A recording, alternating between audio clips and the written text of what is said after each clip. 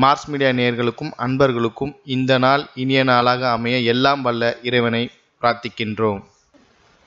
இந்த சேனல் உங்களுக்கு பிடிச்சிருந்தா மறக்காம சப்ஸ்கிரைப் பண்ணுங்க, ஷேர் பண்ணுங்க, லைக் பண்ணுங்க, கமெண்ட் பண்ணுங்க.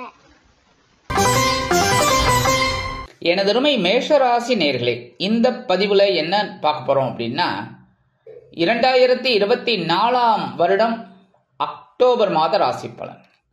இந்த அக்டோபர் மாசத்திலேயாவது ஓரளவுக்கு நன்மைகள் எதிர்பார்க்கலாமா? எந்தெந்த கிரகங்கள் நன்மையை செய்ய போறது, எந்தெந்த கிரகங்கள் மூலமா கவனமா இருக்கணும், பரிகாரமா என்ன பண்ணினா ரொம்ப விசேஷம், மனம் அமைதி அடையறதுக்கு என்ன பண்ணலாம் அப்படிங்கிறத பத்திலாம் நம்ம இப்ப தெளிவா பார்க்க போறோம். ஃபர்ஸ்ட் ஆஃப் ஆல், உங்களோட ராசிநாதனும் அஷ்டமாதிபதியுமான செவ்வாய் பகவான் எங்க இருக்காருன்னு பார்த்தீங்கன்னா அற்புதமா சகாயஸ்தானத்தில் இருக்கிற. உங்களோட முயற்சிகள் பலிதமாகும், நீங்க எடுக்கிற முயற்சிகள் பலிதமாகும். உடன்பிறப்புகளின் வழியில் சில நன்மைகளை நீங்கள் எதிர்பார்க்கலாம். அதே மாதிரி அரசியல்வாதிகள், மேக்சிமம் அரசியல்வாதிகள் இந்த மேஷராசியை சேர்ந்தவர்கள் இருப்பாங்க, அவங்களுக்கெல்லாம் இது அற்புதமான ஒரு முன்னேற்றம் தரக்கூடிய மாதம். அதே மாதிரி கலைத்துறை நண்பர்களுக்கும் வாய்ப்புகள் கண்டிப்பாக வந்து சேரும். சீருடை பணியாளர்களாகிய காவல், இராணுவம், தீயணைப்புத்துறை, மருத்துவத்துறையில் வேலை பார்க்கும் அன்பர்களுக்கு எதிர்பார்க்கும் இடமாற்றம், பதவி மாற்றம், பதவி உயர்வு, சம்பள உயர்வு அருமையாக, மிக அருமையாக முயற்சிகளின் பேரில் கிடைக்கும். 23/10/2024 முதல் இந்த செவ்வாய் பகவான் உங்க ராசிநாதன் எங்க வரப்போறாருன்னு பார்த்தீங்கன்னா சுகஸ்தானமாக 4ஆம் இடத்துக்கு வந்துடுவார். 4ஆம் இடம் கேந்திரஸ்தானம், அற்புதமான ஒரு முன்னேற்றம் கொடுக்கணும். ஆனா அந்த இடத்துல பார்த்தீங்கன்னா நீச்சம் அடைகிறார். ஏன் நீச்சம் அடைகிறார் அப்படின்னு பார்த்தீங்கன்னா, செவ்வாய் பகவான் படை தளபதி. அதாவது ராஜா வந்து சூரிய பகவான், ராணி சந்திர பகவான், இந்த செவ்வாய் பகவான் படை தளபதி. அதுக்காக தான் பிராத்ருக்காரகனா வச்சது. பிராத்ருன்னா இந்த இடத்துல உடன்பிறப்பு. ஏன் அப்படின்னா, எப்பவுமே பார்த்தீங்கன்னா எந்த ரத்தம் துடித்தாலும் உடன்பிறப்புகள் ரத்தம் நமக்கு ரொம்ப துடிக்கும். ஏன் அப்படின்னா, இப்போ உங்களோட அண்ணாவோ தம்பியோ இல்லை அக்காவோ தங்கையோ உடம்பு முடியலன்னு வச்சுக்கோங்க, உடனே உங்களுக்கு ஒரு பதபதப்பு வரும். அடடா, யார், அதாவது இந்த மேஷராசி என்பவர்களுக்கு எப்பவுமே எல்லார் மேலேயுமே பிரியம் உண்டு. யாருக்குமே ஒரு பிரச்சனை அப்படின்னா ஓடி போய் உதவி செய்யக்கூடியவர்கள். ஆனாலும் உடன்பிறப்புகள் அப்படிங்கும்போது என்ன பிரச்சனைகள் அவங்க மூலமா இருந்தாலும் அப்படியே தூக்கி எறிஞ்சிட்டு அவங்களுக்கு உதவி பண்றதுக்காக ஓடுவீங்க. ஆனா இந்த இடத்துல பார்த்தீங்கன்னா அந்த செவ்வாய் பகவான் ஏன் நீச்சமடைகிறார் அப்படிங்கும்போது கடக ராசி சந்திர பகவானின் ராசி. உங்களுக்கே தெரியும், கடகம் வந்து சந்திர பகவானின் ராசி, நீர் ராசி. அதே சமயம் இவர் நெருப்பு. நெருப்பு வந்து நீர்ல வேலை செய்யுமா? டக்குன்னு ஆஃப் ஆயிடும். ஒன்றும் இல்லை, தக தக தக தகன்னு நெருப்பு எரியிறது, கொஞ்சம் தண்ணியை ஊற்றுங்க, ஆஃப். அவ்வளோ கடுமையான நெருப்பு, அக்னி அணைஞ்சிடும். அதே மாதிரி இந்த இடத்துல இன்னொரு விசேஷம் என்ன அப்படின்னா, தாயார்கிட்ட படை தளபதியா இருக்கட்டும், பிரதமரா இருக்கட்டும், முதல்வரா இருக்கட்டும், யார் வேணாலும் இருக்கட்டும், அம்மா கிட்ட போயிட்டாலே அவங்களோட குணங்கள்லாம் மாறிடும். எவ்வளோ வீராப்பா இருப்பாங்க, வெறப்பா இருப்பாங்க. இப்போ ஐஏஎஸ் ஐபிஎஸ், அப்படியே ஐபிஎஸ்லாம் பார்த்தீங்கன்னா பார்க்கும்போதே ஒரு வித பயம் இருக்கும். ஆனால் வீட்டுக்குள்ளே போனோன்னே அம்மாவை பார்த்தோன்னே அப்படியே சரண்டர் ஆகிடுவார், போய் மடியில் கூட படுத்துடுவார். அந்த மாதிரியான ஒரு நேரம். அதனால தான் இந்த படை தளபதியாக இருக்கக்கூடிய இந்த செவ்வாய் பகவான் சந்திரன் இருக்கக்கூடிய கடக ராசியில் வந்த உடனே நீச்சம் அடைகிறார். அதே மாதிரி மகரத்துல உச்சம். ஸோ இந்த இடத்துல நீச்சம் அடைகிறதுனால நீங்க உறவினர்கள் வழியில கொஞ்சம் கவனமா இருக்கிறது நல்லது, பேசுற வார்த்தையில. அதே மாதிரி வாகன பயணங்கள்ல கவனமா இருக்கிறது. மற்றபடி இந்த சொத்து வாங்குறீங்க பார்த்தீங்களா, வீடு மனை வாகனம் இதெல்லாம் வாங்கக்கூடிய யோகமும் உண்டாகும். ஆனால் வில்லங்கங்கள் இருக்கும், அதெல்லாம் பார்த்து ஆராய்ஞ்சு வாங்குறது நல்லது. 2-7 அதிபதி சுக்கிர பகவான் 7ஆம் இடத்துல ஆட்சி, களத்திராதிபதி களத்திரஸ்தானத்தில் ஆட்சி. அற்புதமான ஒரு முன்னேற்றம் வாழ்க்கை துணையின் மூலமாக கிடைக்கும். வாழ்க்கை துணை வழி உறவினர்கள் உங்களுக்கு ஆதரவாக இருப்பார்கள். தனவரவு ஓரளவிற்கு வந்து சேரும்.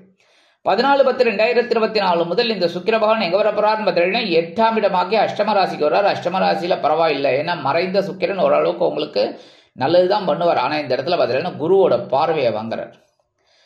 இவர் இங்க இருந்துட்டு ஸ்ட்ரைட்டா 7ஆம் பார்வையா குருவை பார்க்கற ரிஷபராசிய.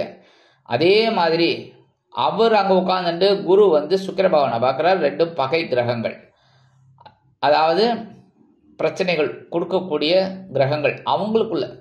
அப்ப இந்த இடத்துல நம்ம என்ன பண்ணணும் அப்படின்னா, உடல் ஆரோக்கியத்துல கவனமா இருக்கணும், வாழ்க்கை துணையோட விஷயத்துல கவனமா இருக்கணும், நண்பர்கள் விஷயத்துல கவனமா இருக்கணும், தொழில் வியாபாரம் அப்படிங்கும்போது கூட்டாளிகள்கிட்ட கவனமா இருக்கணும், உத்தியோகத்துல சக ஊழியர்கள்ட்ட கவனமா இருக்கணும். ஆக மொத்தம் எடுக்கிற காரியங்கள்ல எல்லா விஷயத்திலையுமே கவனமா இருக்கணும். அடுத்தபடியா 3, 6 கூடிய அதிபதி புதன் 6ஆம் இடத்துல ஆட்சி உச்சம் மூல திரிகோணம். பகைரோண ரோகாதிபதி பகைரோண ரோகஸ்தானத்துல ஆட்சி. அற்புதமான ஒரு முன்னேற்றம் உத்தியோகத்துல, தொழில் வியாபாரத்துல. ஆனா என்ன ஒரு 5 நாள் தான். 6/10/2024 முதல் இந்த புத பகவான் எங்க வரப்போறாருன்னு பாத்தீங்கன்னா கலத்திரஸ்தானமாகி 7ஆம் இடத்துக்கு வந்துடுறாரு. 7ஆம் இடம் அற்புதமான ஒரு முன்னேற்றம் தரக்கூடிய இடம். அதே மாதிரி நீங்க எடுக்கிற காரியங்களும் இப்ப அற்புதமாக இருக்கும். வாழ்க்கை துணையோட உடல் ஆரோக்கியத்துல மட்டும் கொஞ்சம் அக்கறை எடுத்துக்கோங்க. அவங்க விஷயத்துல கொஞ்சம் முன்னேற்பாடு எடுத்துக்கிறது ரொம்ப நல்லது. 25/10/2024 முதல் இந்த புத பகவான் எங்க வரப்போறாருன்னு பாத்தீங்கன்னா உங்களோட அஷ்டம ராசிக்கு வந்து மறைந்த புதன் நிறைந்த லாபத்தை கொடுக்க போறாரு. ஏன்னா இந்த இடத்துல குருவோட பார்வை புதன் மேல விழுறது ரொம்ப விசேஷம். குருவும் சுக்கிரனும் தான் பகை கிரகங்கள், புதன் கிடையாது. அதனால புதன் மேல குருவோட பார்வையை விழுது. புதன் குருவை பார்க்கிறார். அற்புதமான ஒரு முன்னேற்றம் படிக்கிற குழந்தைகளுக்கு, அதே மாதிரி உத்தியோகத்தில் இருக்கிறவாளுக்கு, அறிவுத்திறன், தொழில் வியாபாரத்தில் இருக்கிறவாளுக்கு, எடுக்கிற காரியங்கள், எழுத்து மற்றும் அச்சுத்துறையில் இருக்கும் அன்பர்களுக்கு புதிய வாய்ப்புகள் உண்டாகும். மறைந்த புதன் நிறைந்த லாபத்தை கண்டிப்பாக கொடுப்பார். அடுத்தபடியா பஞ்சமாதிபதி சூரிய பகவான் பகைரோண ரோகஸ்தானமாகி 6ஆம் இடத்துல இருக்க. தைரியமா ஒர்க் பண்றீங்க. எந்த ஒரு வேலையும் உத்தியோகத்துல மறைமுக எதிர்ப்புகளை அப்படியே முறியடிச்சு வெற்றி காண்கிறீர்கள். அதே மாதிரி தொழில் வியாபாரத்துல அதிரடியா சில வேலைகளை செய்றீங்க. கரெக்டா, இப்படி பண்ணினா ரொம்ப விசேஷம், அப்படி பண்ணினா தப்பு அப்படின்னு ஸ்கெட்ச் போட்டு ஒர்க் பண்றீங்க. அது கண்டிப்பா உங்களுக்கு ஒர்க் அவுட் ஆகுது. அதே மாதிரி சில பேருக்கு குடும்பத்துல சின்ன சின்ன குழப்பங்கள் இருந்தாலும் அதை எப்படி நிவர்த்தி பண்ணணும் அப்படிங்கிற ஒரு சவால் உங்களுக்கு கண்டிப்பா கிடைக்கும். அதை சமாளிக்கிற ஆற்றலும் உங்களுக்கு கண்டிப்பா கிடைக்கும். 18/10/2024 முதல் சூரிய பகவான் கலத்திரஸ்தானமாக 7ஆம் இடத்துக்கு வந்துள்ளார். 7ஆம் இடத்துல நீச்சம். துலாம் ராசியில அவர் நீச்சம். அதாவது ஆக்சுவலா இந்த இடத்துல துலாம் நீச்சம் ஏன் வந்தது அப்படின்னா, சூரியனுக்கு வந்து மறைவு இதெல்லாம் கிடையவே கிடையாது. புரியுதா? நல்லா கவனிச்சுக்கோங்க, கிடையாது. ஏன்னா இப்ப சூரியனோட ஒளியை வாங்கி கொண்டுதான் மற்ற கிரகங்கள் சுத்தின்னு இருக்குன்னு நம்ம அறிவுபூர்வமாக, அறிவியல் பூர்வமாக நம்ம படிச்சுட்டு இருக்கோம். அப்படி இருக்கும்போது சூரியனோட ஒளியை வாங்கக்கூடிய இந்த கிரகங்கள் ஒர்க் அவுட் பண்ணிட்டு இருக்கு அப்படின்னா, இப்ப சூரியன் நீச்சம் அடைஞ்சு ஒளி இழந்து ஒரு பலம் இழந்து இருக்கிறார் அப்படின்னா, அப்ப அந்த 6 கிரகங்களும் ஒளி இழந்து பவர் இழந்து அப்படி இருக்கு அப்படின்னு அர்த்தம் கிடையாது. இந்த இடத்துல சூரியன் ஏன் நீச்சம் ஆறார் அப்படின்னா, நீங்க சாதாரணமாவே லாஜிக், இது வந்து ஐப்பசி மாதம். ஐப்பசி மாதம் அப்படிங்கும்போது என்ன, மேக கூட்டம் நிறைய இருக்கும். சூரியன் அப்பப்ப மறைவா இருப்பார். ஏன்னா இந்த மேகக்கூட்டம் போறதுனால மழைக்காலம்னாலே சூரியன் வருவாரா, மழை பெஞ்சுன்னு இருக்கும் சூப்பரா. அப்படி இருக்கும்போது எப்ப மழை விடும் சூரியன் வருவார் அப்படின்னு கேட்போம். ஆனா சூரியன் உதிச்சு அவர் போயிட்டு தான் இருக்கார், அவரோட ஒளியை கொடுத்துன்னு தான் இருக்கார். ஸோ இந்த இடத்துல மழைக்காலம் அப்படிங்கிறதுனால தான் இந்த இடத்துல நீச்சம் மாறார். ஏன்னா ஐப்பசிங்கிறதுனால. இந்த இடத்துல என்ன, வாழ்க்கை துணையோட உடல் ஆரோக்கியத்தில் கவனமா இருக்கணும். நண்பர்கள் எல்லா விஷயத்திலையுமே கொஞ்சம் எச்சரிக்கையா இருக்கிறது நல்லது. சில நேரங்களில் சில டென்ஷன் இருக்கும். அடுத்தபடியா 9, 12 கூடிய அதிபதி குரு பகவான் தனவாக்கு குடும்பஸ்தானமாக 2ஆம் இடத்துல இருக்கிறது. உங்களுக்கு எடுக்கிற காரியங்கள்ல திருப்தியை கொடுத்துன்னு இருக்கு. உத்தியோகத்துல, தொழில் வியாபாரத்துல ஒரு வருமானம், தந்தையார் வழி உறவினர்கள், பூர்வீக சொத்துக்கள், இதெல்லாம் உங்களுக்கு சில செலவுகளை வைத்தாலும் சில வருமானத்தையும் உங்களுக்கு கண்டிப்பாக கொண்டு வந்து கொடுத்து கொண்டிருக்கும். அந்த குருவோட பார்வைன்னு பார்த்தீங்கன்னா உங்களோட பகைரோண ரோகஸ்தானமாக 6ஆம் இடத்துல 5ஆம் பார்வை, 8ஆம் இடத்துல 7ஆம் பார்வை, 10ஆம் இடத்துல 9ஆம் பார்வை. அற்புதமான ஒரு முன்னேற்றம் உங்களுக்கு கண்டிப்பாக குருவின் பார்வையால் கிடைக்கும். உடல் ஆரோக்கியம் சிறப்பாக அமையும். 15/10/2024 முதல் இந்த குரு பகவான் வக்ரகதி அடைகிறார். அப்படிங்கும் போது எல்லா விஷயத்திலையும் கவனமா இருக்கணும். ஏன்னா தனவரவுல கொஞ்சம் தாமதமாகும். அதே மாதிரி தந்தை வழி உறவினர்கள் இவங்க கிட்டலாம் கொஞ்சம் கவனமாக இருக்கிறது நல்லது. அவங்க கிட்ட பேசுகிற வார்த்தைகளில் கவனமாக இருக்கணும். எடுக்கிற காரியங்கள் எல்லாத்துலேயுமே கொஞ்சம் குரு வக்ரகதியில் இருக்கிற வரைக்கும் கவனமாக இருக்கிறது ரொம்ப ரொம்ப நல்லது. அடுத்தபடியாக 10, 11 கூடைய அதிபதி சனீஸ்வர பகவான் லாபஸ்தானத்தில் வக்ரகதியில் இருக்கார். அடி தூள் ஏகப்பட்ட கிரகங்கள், 2 கிரகங்கள் நீச்சம், 2 கிரகங்கள் வக்ரம். என்ன பண்ணுறது இந்த மாதம்? நம்ம கவனமாக இருக்கணும். இந்த சனீஸ்வர பகவான் லாபாதிபதி லாபஸ்தானத்தில் வக்ரகதியில் இருக்கிறனால ஏதோ உங்களுக்கு வருமானம் வந்துருக்கு. அதாவது இது உண்மை. நிறைய மேஷராசி என்பர்கள் எனக்கு ஃபோன் பண்ணியும் பேசிகிட்டு இருக்கீங்க. நிறைய பேருக்கு பரவாயில்லைங்கிற ஒரு சிச்சுவேஷன், நிறைய பேருக்கு இன்னும் பொழுதே விடியலை, அதாவது பிரச்சனைகள் தீரலை, அப்படி தான் போயிட்டுருக்கு. கவலைப்படாதீங்க, எல்லாமே ஓரளவுக்கு கண்டிப்பாக நன்மைகளை நீங்கள் எதிர்பார்க்கலாம். ஜீவனாதிபதி வக்ரகதியில் இருக்கிறதுனால பரபரப்பாக இருந்தால் தான் நல்லது. அடுத்தபடியாக ராகு பகவான் 12லும் கேது பகவான் 6லும் இருக்கிறார். அதாவது விரயஸ்தானத்திலும் பகைரன ரோகஸ்தானம் ஆகிய 6ஆம் இடத்துலையும் கேது இருக்கார். என்ன 6, 8, 12ங்கிறது மறைவு ஸ்தானம், துர்ஸ்தானம். இந்த இடத்துல இந்த பாம்பு கிரகங்கள், சர்ப கிரகங்கள் அப்படின்னு சொல்லக்கூடிய இருள் கிரகங்கள்னு சொல்லக்கூடிய இந்த ராகு கேது இருக்கிறது ரொம்ப விசேஷம். ஏன்னா கெட்டவன் கெட்டிடில் கிட்டிடும் ராஜயோகம் அப்படின்னு. அட்லீஸ்ட் உங்களுக்கு ராஜயோகம் கிடைக்கலன்னா கூட ஒரு யோகம் வந்துட்டு இருக்கு. எப்படின்னா சமாளிக்கிறீங்க. அதேமாரி வெளியூர்லன்னா வெளிநாடு போய் படிக்கணும்னு நினைக்கிற குழந்தைகள் ஓரளவுக்கு அனுகூலத்தை அவர்கள் எதிர்பார்த்து அற்புதமான ஒரு முன்னேற்றத்தை காண்பீர்கள். எடுக்கிற காரியங்கள் அற்புதமாக இருக்கும். ஒவ்வொரு விஷயத்திலையும் கவனமாக இருப்பீங்க. சரி, பரிகாரமாக என்ன பண்ணினா ரொம்ப விசேஷம்?